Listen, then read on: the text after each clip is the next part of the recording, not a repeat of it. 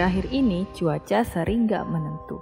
Pas siang panas terik, sore tiba-tiba hujan lebat. Itu adalah sebagian dampak dari perubahan iklim. Sebenarnya perubahan iklim itu apa sih? Perubahan iklim itu diartikan sebagai perubahan signifikan dari unsur iklim, yaitu perubahan suhu udara dan curah hujan dalam periode waktu hingga jutaan tahun.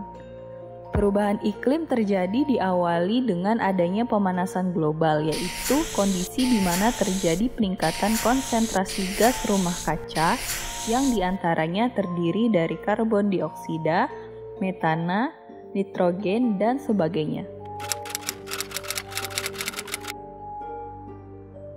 Dengan begitu, dampak yang akan terjadi adalah selain suhu di bumi jadi semakin panas, ada dampak lebih lanjut pada kehidupan di laut dan di darat.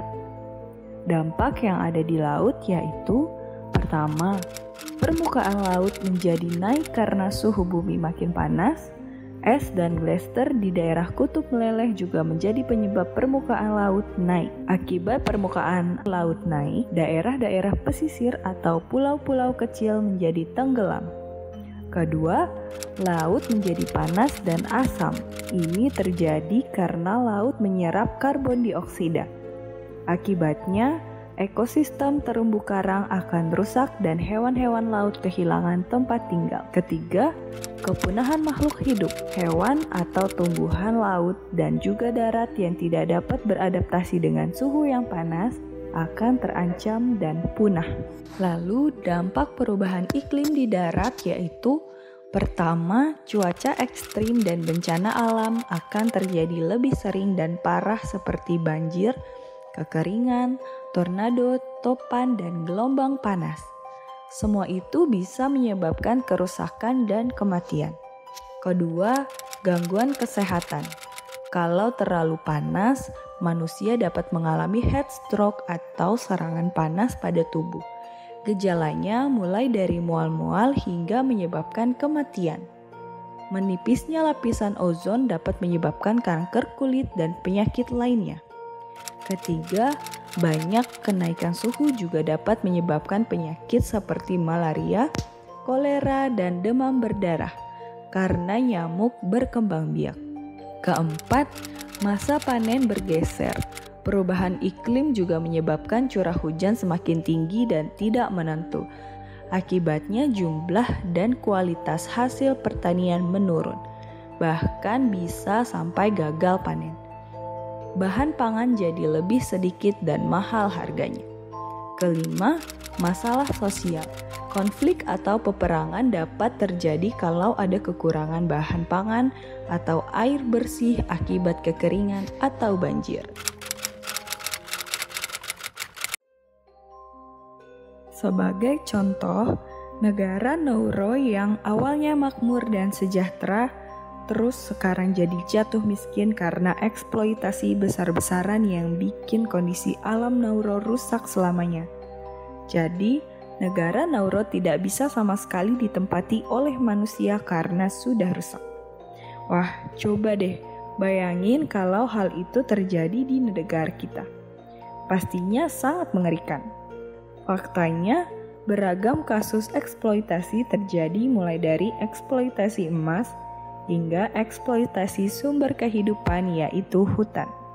Kalau dibiarkan terus-menerus, bisa jadi kita akan bernasib sama seperti Nauru. Selain itu, perubahan iklim bisa membuat negara menjadi bangkrut dan jatuh miskin. Faktanya, dari tahun 1980 sampai 2019, kebanyakan negara maju di Eropa mengalami kerugian. Kerugian mencapai 446 miliar euro. Sangat ironis bukan?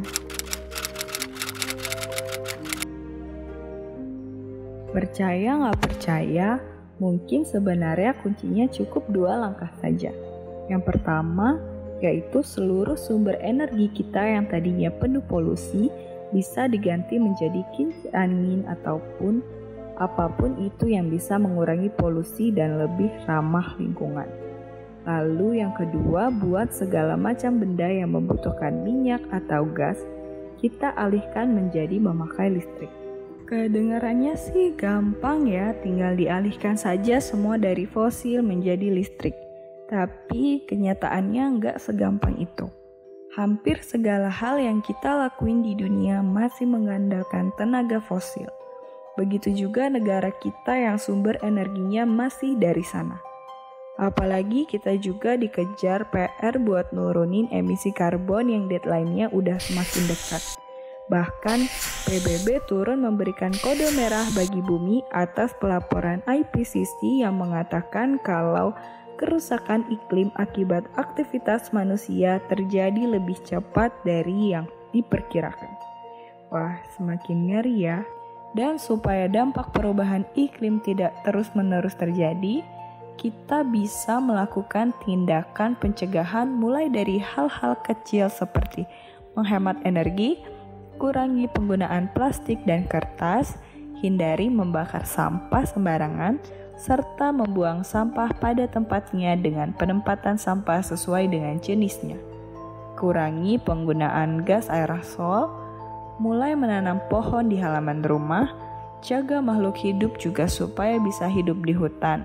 Kita juga bisa buat karya apapun untuk sama-sama menyuarakan kalau hutan adalah sumber kehidupan. Dengan kita menjaga hutan, perubahan iklim akan bisa terkendali. Sekecil apapun usaha kita dalam mengurangi penyebab perubahan iklim, akan berdampak besar jika kita melakukan secara terus-menerus dan bersama-sama.